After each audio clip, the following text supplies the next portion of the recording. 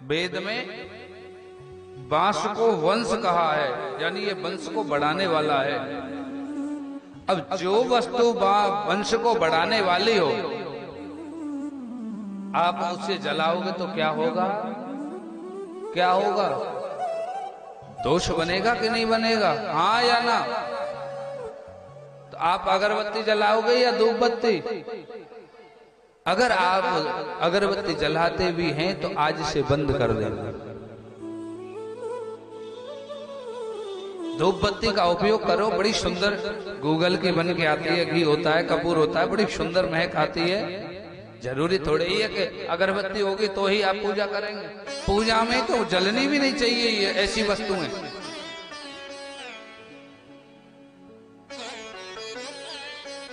ठाकुर जी की पूजा करें तो विशेष ध्यान रखें इन वस्तुओं का। कभी भी अगरबत्ती घर में न जलाएं, धूप बत्ती का प्रयोग करें। लालन जी की आप पूजा करें, ठाकुर जी की पूजा करें। कल भी बताया था, आप अगर गोपाल जी की पूजा करते हैं, ठाकुर जी की पूजा करते हैं, तो आप घर में तुलसी पधराओ, तुलसी लगाओ, क्योंकि बगैर तुलसी के वो भोग नहीं स्वीकार करते। अगर आप ठाकुर जी की पूजा करते हैं तो तुलसी का वृक्ष जरूर होना चाहिए घर में। और आप अगर भगवान भोलेनाथ को मानते हो तो एक बिल्व पत्र होना चाहिए। क्या होना चाहिए? बिल्व पत्र का वृक्ष होना चाहिए। बंधुओं, शास्त्रों में ऐसा वर्णन आया है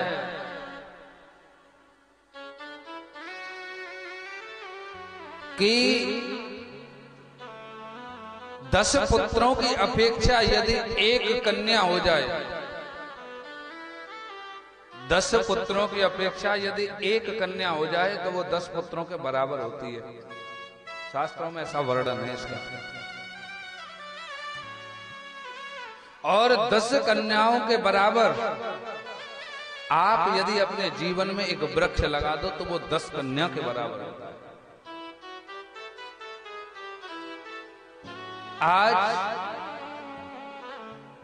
बहुत जल्दी हम पेड़ों को काटते जा रहे हैं, ऑक्सीजन की कमी होती जा रही है, वातावरण अशुद्ध होता जा रहा है।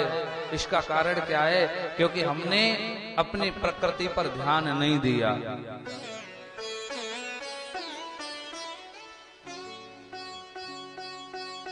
बंधुओं, अगर आपके घर में तुलसी का वृक्ष लगा हुआ है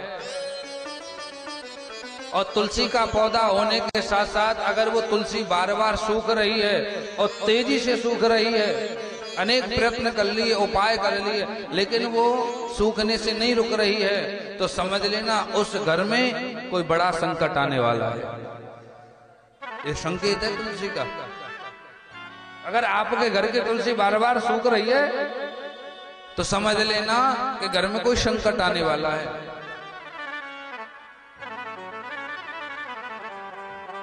इसलिए आप तुलसी को महत्व दो, और आज ही नहीं, रोज दो। आज तुलसी दिवस है तो इसका मतलब ये थोड़ी कि आज ही पूजेंगे फिर पूजेंगे नहीं। बंधुओं, हमने तुलसी दिवस को विसरा दिया और किसको याद रखा? विष्णु को। कल भी बताया था कि आप चादर और फादर के चक्कर में पड़ेंगे तो आप सनातन धर्म से विमुख हो जाएंगे। इन दो से बचे रहो, धर्म हमारा बचा रहेगा, सुरक्षित रहेगा। ये अपना कर्तव्य नहीं है। ये क्रिसमस डे मनाना सनातनियों का कर्तव्य नहीं है, सनातनियों का धर्म नहीं है। ये सनातन तो अनादि है। बहुत से लोग ये कहते हैं, अरे जब सनातन अनादि है तो हम उसको मना भी लेंगे तो कौन सी आपत्ति आ जाएगी। तो हम ऐसे लोगों से अक्सर कहा करते हैं कि आज आप मना रहे हो, फिर बच्चे मनाएंगे, फिर धीमे धीमे आने वाली उनकी पीढ़ी मनाएगी, और एक दिन ऐसा आएगा कि हमारा सनातन धर्म सिमट करके थोड़ा सा रह जाएगा। हम ये भी तो नहीं चाहते। देखो, जिल्लत की जिंदगी जीने से अच्छा है कि मर जाएं। जिल्लत की जिंदगी जीने से अच्छा है कि मर जाएं। दूसरे के धर्म को कभी स्वीकार नहीं करना चाहिए। अपना धर्म हमारा सर्वश्रेष्ठ धर्म है। इससे प्राचीन कोई, सनातन धर्म से प्राचीन कोई धर्म नहीं है। चाहे वो ईसाई है, चाहे वो मुस्लिम धर्म है, चाहे कोई भी धर्म उठा लीजिए, इनकी किसी की कोई 5000 से होगी, 5000 पूर्व से उत्पत्ति दिखाई जाएगी, कोई 20,000, लेकिन हमारा तो अनादि है। और 5000 तो मुझे लगता नहीं है किसी अन्य धर्म की हो। हमारा तो युगों युगों से चला आ रहा है, सदियों से चला आ रहा है। हमने अपने बच्चों को सिखाया, बेटा आज हम बच्चों को सेंटा क्लॉज बना करके वो लाल सी ड्रेस जो जोकर वाली पहना देते हैं, जैसे सर्कस में नहीं खड़ा रहता है लाल ड्रेस पहन करके, बड़े प्रसन्न होते हैं लोग बाग पहना करके अपने बच्चों को। वाह, सो ब्यूटीफुल।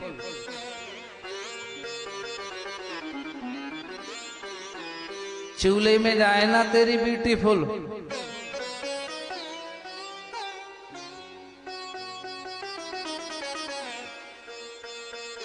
कहते हैं साहब बच्चों को सुलाते, बेटा सो जाओ, रात को सेंटा क्लॉज आएगा और वो क्या लेके आएगा? गिफ्ट लेके आएगा। ले लियो गिफ्ट, आवे को ले लियो, तू ही ले लियो बा गिफ्ट। अरे सबसे बड़ा तो गिफ्ट देने वाले हमारे माता पिता हैं। वो क्या देगा? क्या उसकी औकात है? उसकी क्या औकात है जो तुम्हें कुछ दे सके? सबसे बड़ा तोहफा देने वाले तो हमारे माता पिता हैं। माता पिता को पूजो। आज हमने माता पिताओं को पूजना बंद कर दिया। और मैं तो फिर पुनः उसी बात को कहूं कि इसमें दोष बच्चों का नहीं है महाराज, दोष कहीं ना कहीं माता पिता का भी है। आज आपने उस सेंटा क्लॉज को याद कराया, बच्चों को सेटा बना करके रोड पर भेज दिया। और तो और कई घरों में तो हमने ऐसा देखा कि ठाकुर जी को भी सेटा बना देते। ले, ठाकुर जी को भी नहीं छोड़ रहे।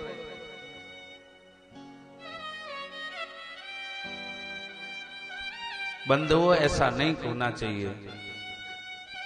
बच्चों को सिखाओ। आज अगर आप नहीं सिखाएंगे तो आने वाला समय इतना भयानक होगा कि सिवाय आपके पास रोने के कुछ नहीं होगा।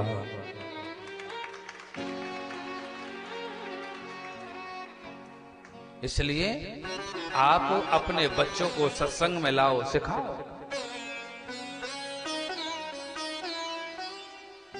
आप अपने बच्चों को विदेशी भाषा सिखाना तो पसंद करते हैं, मगर हमारी जो भारतीय भाषा है, भारतीय परंपरा है, भारतीय परिधान है जो पहनना चाहिए। आजकल हमारी बेटियां जो कि हमारे भारतीय वेशभूषा से बहुत दूर जा चुकी हैं, इसमें उनका भी दोष नहीं है। कहीं ना कहीं तो देखो, ताली कभी एक हाथ से नहीं बजती है। माता पिता का कर्तव्य बनता है समय आने पर बच्चों पर अंकुश लगाए। ऐसा कहते हैं, बच्चे से आप 5 वर्ष तक लाड़ प्यार करो, 5 वर्ष से लेकर के 10 वर्ष तक उसे डांटो, फटकारो, और 10 वर्ष के बाद जब वो बराबर का हो जाए ना, तो उससे मित्रवत जैसा व्यवहार करो, प्रेम से समझाओ।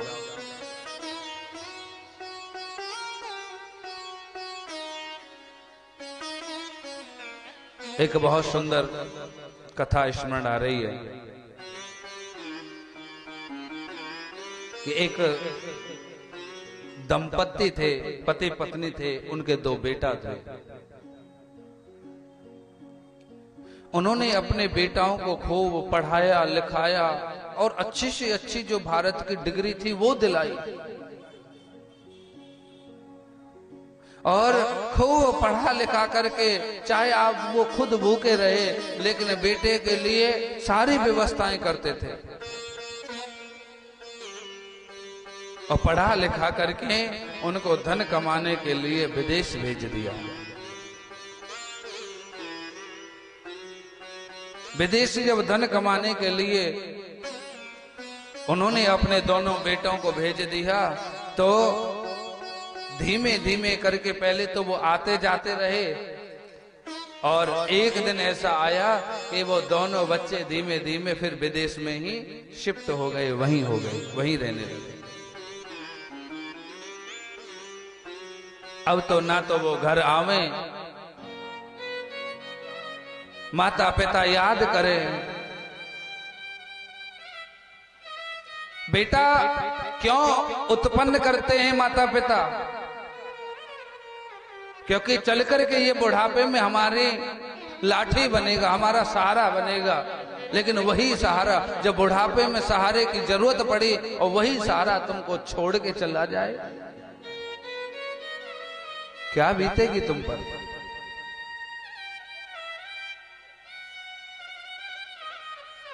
वो दोनों विदेश में शिफ्ट हो गए। विदेश में शिफ्ट हो गई तो कभी जब भी फोन पे बात हो, माँ बात करे, क्योंकि माँ ही होती है। बंधुओं, माँ का स्थान कोई ले नहीं सकता। अभी परदेश से फोन आए किसी के बेटे का, बच्चे के कान पे जाएगा तो वो अपनी फरमाइश बता देगा, पिताजी जब आप आए तो मेरे लिए ये लेके आना। पत्नी के कान पे फोन जाएगा तो वो भी अपनी फरमाइश बता देगी, आप जब आए मेरे लिए ये लेते आना। लेकिन जब माँ के कान पर फोन जाता है और उधर से बेटा कहता है, माँ बता मैं तेरे लिए क्या लाऊं, तो माँ के केवल एक ही शब्द होता है, बेटा तू आजा।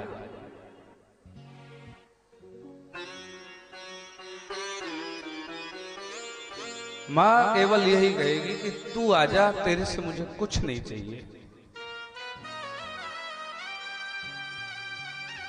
बंधुओं, जब एक पुरुष परदेश कमा करके घर जाता है तो बीवी की नजर उसके पर्स पर होती है, लेकिन माँ की नजर बेटे के पेट पर होती है।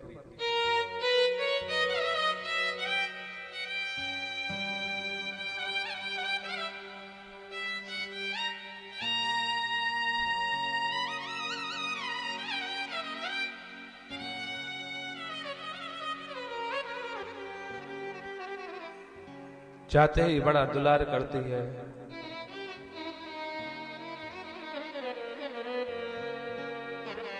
बेटा बहुत दुबला पतला हो गया है, तो वहां कुछ खाता था कि नहीं खाता था? देखियो तेरो ये पेट अंदर की तरफ घुस गए। ऐसा दुलार केवल एक मां कर सकती है और कोई नहीं कर सकती। इसलिए मैं अक्सर कहा करता हूं, कथा सुनने आते हो वेलकम, मंदिर जाते हो जाना बिल्कुल बंद कर देना, कथा में जाते हो जाना बंद कर देना, मगर कभी माता पिता की सेवा बंद मत करना। मंदिर नहीं जाएंगे तो चलेगा, कथा में नहीं जाएंगे तो चलेगा, मगर माँ बाप की सेवा बंद हो गई नहीं तो ये नहीं चलेगा। क्योंकि हमने अगर इस धराधाम पर भगवान को किसी में देखा है तो सबसे पहले हमने माँ और बाप के अंदर देखा है।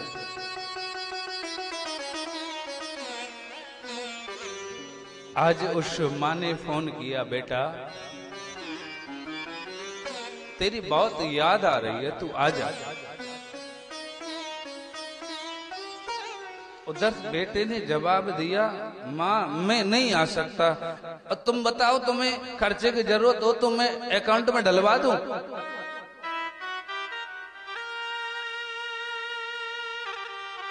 हर महीने पैसे वो डलवाता रहा, दोनों बेटे डलवाते रहे, मगर एक भी बार वो अपनी माँ और बाप से मिलने नहीं आए। बंधुओं, कल्पना करो दोनों नेत्र बंद करके, आज उस माँ के हृदय पर क्या बीती होगी कि माँ तुझे खर्चा चाहिए तो मैं पैसा दे देता हूं। माँ को तेरे पैसे की जरूरत नहीं है।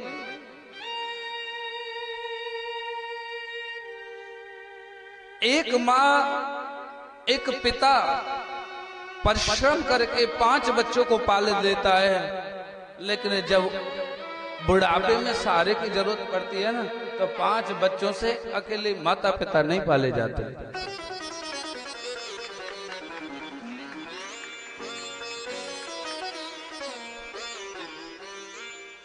बुढ़ापा आते ही 5 जब अलग हो जाते हैं ना, तो ये कहते हैं ला ऐसा है, माँ को तू रख ले, पिता को मैं रख लेता हूँ, और एक साल में रखूंगा, 1 साल तू रखना। धन्य है रे, बड़ा दुर्भाग्य है हमारा तुम्हारा कि हमने, जिन्होंने हमको बनाया, हमने उनको भी बांट लिया।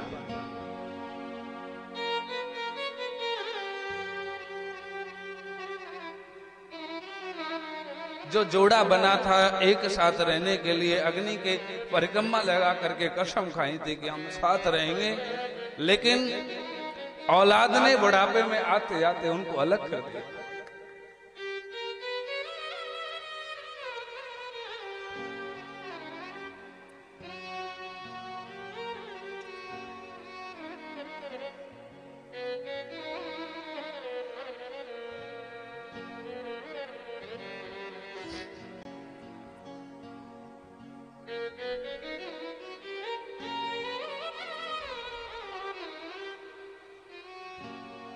इधर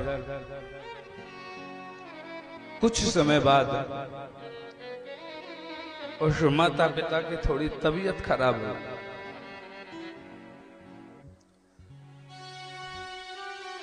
उसके पति ने कहा ऐसा करो, अब हमारा अंतिम समय चल रहा है, बेटे को फोन लगाओ, अंत समय में तो कम से कम वो आ जाए।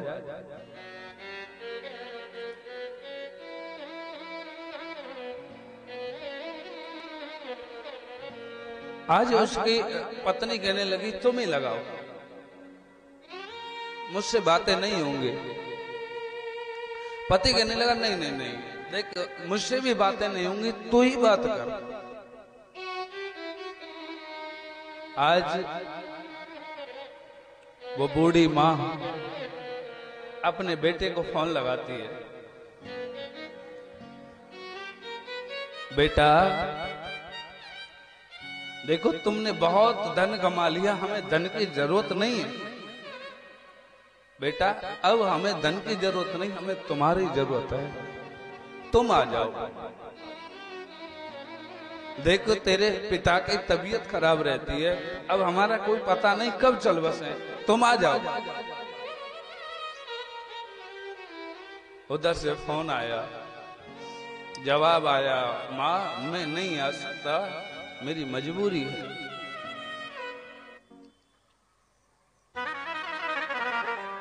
आज फोन हाथों से छूट गया, रोने लगी। पति ने कहा क्यों रोती है, क्या बात है? कहा कि मैं नहीं आ सकता, मेरी मजबूरी है माँ, अब नहीं आऊंगा मैं कभी। और किसी का बेटा परदेश में बैठा और ये कहे कि मैं कभी नहीं आऊंगा, कल्पना करना माँ को क्या बीतेगी। आज पति समझाने लगा, अरे बाबरी तू बड़ी पागल है, क्यों रोती है? अरे नहीं आ रहे तो क्या बात है, मैं तो तेरे साथ हूं ना। बंधु, एक स्त्री को अपने पति का ही सहारा होता है।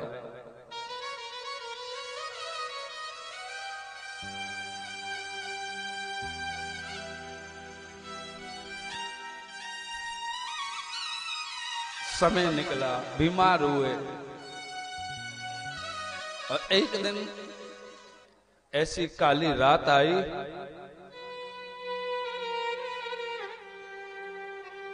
उसके बाद वो प्रातःकाल देख नहीं पाए।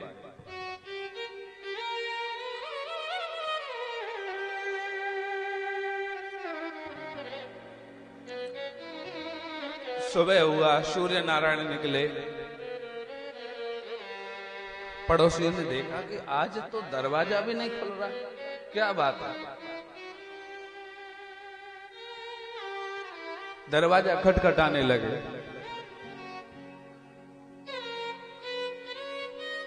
देखा कि दरवाजा नहीं खुल रहा है। पड़ोसियों ने दरवाजे को तोड़ा,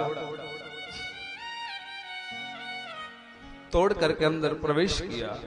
देखा कि दोनों पति पत्नी आज ठाकुर जी में लीन हो गए। जीवन लीला आज उनकी पूर्ण हो गई। पड़ोसी ने फोन किया उसके बेटे को जो विदेश में रहता था,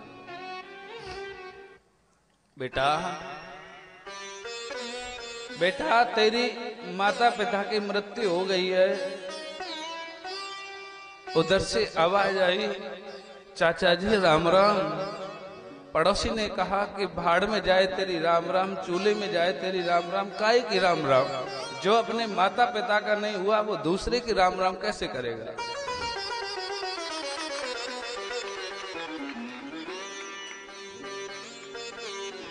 कहो चाचा जी क्या बात है। बोले बेटा तेरे माता पिता की जीवन लीला आज पूरी हो गई है, तू आ रहा है क्या इनका अंतिम संस्कार हम ही कर दें। उधर से जवाब देता है, चाचा जी मैं नहीं आ सकता, अंतिम संस्कार के पैसे डाल दूंगा, तुम ही कर देना। कैसा दुर्भाग्य रहा।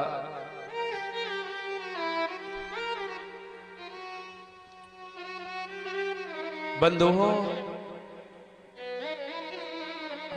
हम सोचते हैं कि बेटा हमारा बुढ़ापे में सहारा बनेगा, ऐसा कुछ नहीं है।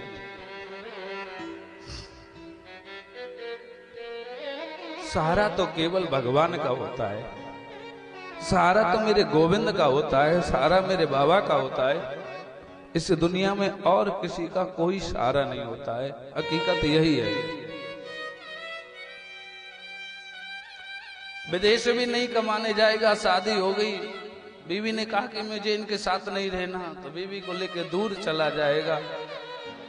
तीज त्योहार कभी आया भी मिलने और बीवी झगड़ा करने लगी तो माँ कहेगी बेटा तू मत आया कर, देख तेरी पत्नी तुझसे झगड़ा करती है, तू मत आया कर। बंधुओं,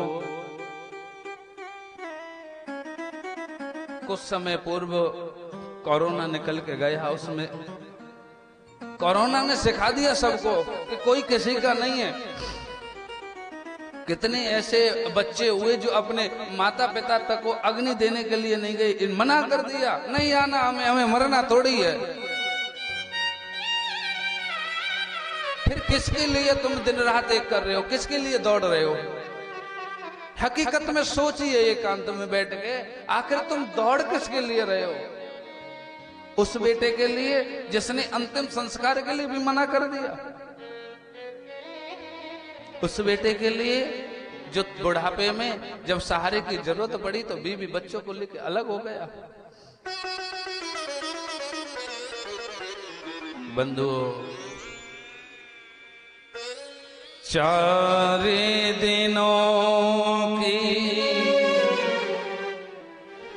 प्रीत जगत में, 4 दिनों के नाते पलकों के पर दे पड़ते ही सब नाते मिट जाते हैं। 4 दिनों की प्रीत जगत में, 4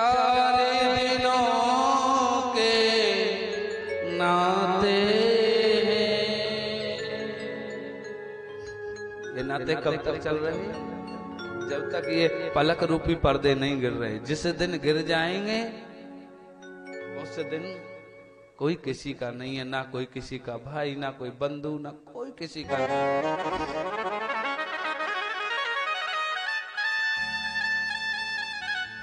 जिनकी चिंता में तू जलता, अरे चिता में वो ही जलाते हैं। जिन पर रक्त बहाए जल सम, जल में वही बहाते हैं। चार दिनों की प्रीत जगत में, चार दिनों के नाते हैं। घर के स्वामी के जाने पर, घर की शुद्धि कराते हैं। पिंड दान कर प्रेतात्मा से अपना पिंड छुड़ाते हैं। चार दिनों की प्रीत जगत में, चार दिनों के नाते हैं। बंधु, ये 4 दिन के नाते कोई किसी का नहीं है बंधुओं।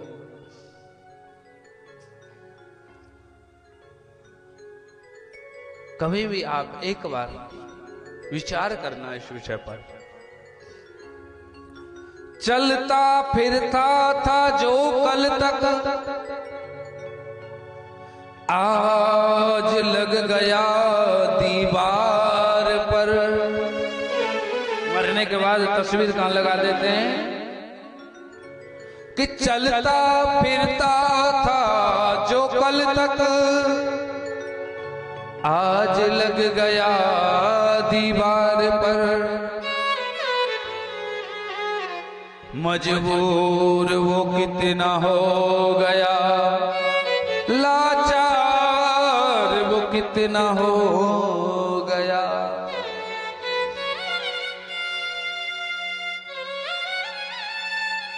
बंधुओं, जब जाते हैं तब याद आता है कि कुछ कर लेते। जो बीत गए दिन वो जमाने नहीं आते। जो बीत गए वो जमाने नहीं आते। आते हैं नए लोग, आते हैं नए लोग, पुराने नहीं आते। जो बीत गए वो जमाने नहीं आते। लकड़ी के चिरागों, लकड़ी के मकानों में चिरागों को न रखिए। हो लकड़ी के मकानों में चिरागों को न रखिए। लगी आग यहाँ पड़ोसी भी बुझाने नहीं आते। घर में लगी आग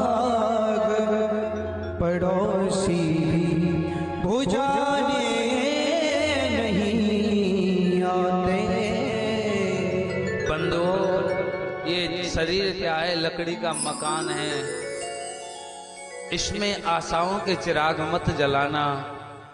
लकड़ी रूपी मकान में आशा के चिराग मत जलाना। अगर जलाया और जल गया तो जल करके खाक हो जाएगा।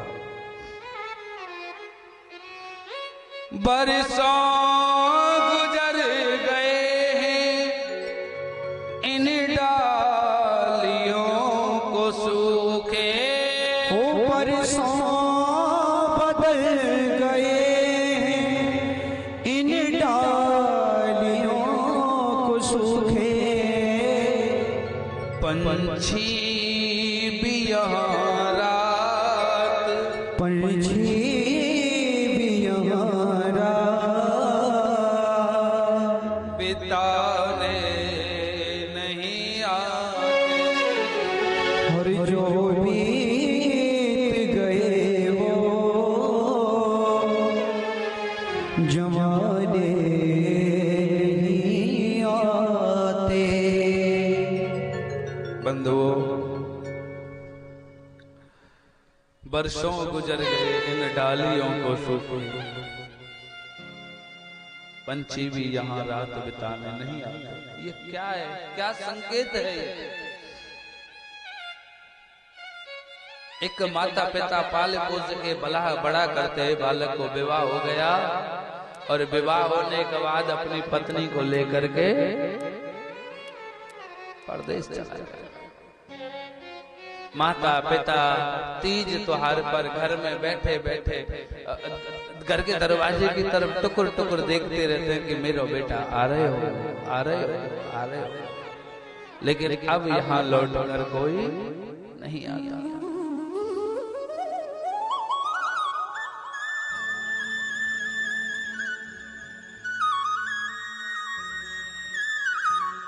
बंधुओं, मैं आपसे निवेदन करूंगा, बच्चों को खूब पढ़ाओ, कोई मना नहीं है। अच्छे से अच्छे शिक्षा दो, लेकिन अपनी मातृभाषा का ज्ञान कराओ, अपनी संस्कृति की पहचान कराओ, अपने धर्म की पहचान कराओ। और आप ऐसा करेंगे ना, आप हकीकत समझना,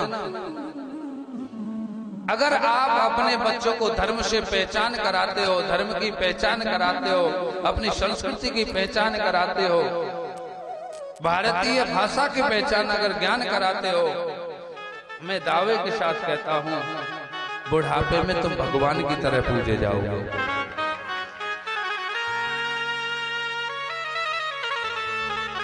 और बंधुओं, अगर बच्चों को तुमने धन कमाने की मशीन बनाया ना,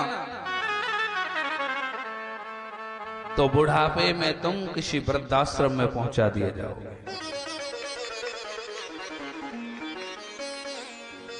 आज आए दिन हम वृद्धाश्रमों में जाते हैं, जाकर के पता करते हैं, वृद्धाश्रम में किसी गरीब की मां नहीं रहती। कोई भी वृद्धाश्रम चले जाना, वहां पर गरीब की मां नहीं मिलेगी। किसकी मां मिलेगी? अमीरी की, पैसा कमाने वाले की। जाकर के बात करते, जर्जर आंसू उनके बहते, कहते महाराज जी मेरा बेटा प्रोफेसर है, वकील है, बहुत बड़ा नाम है उसका। कोई कहता है मेरा बेटा जज है। क्या फायदा है ऐसी वकालत का? क्या फायदा है ऐसा जज होने का? क्या फायदा है ऐसे प्रोफेसर बनने का? प्रोफेसर बन के वैसे दूसरे के बच्चों को ज्ञान दे रहे हैं और आप अपने माता पिता को वृद्धाश्रम में रख रहे हैं।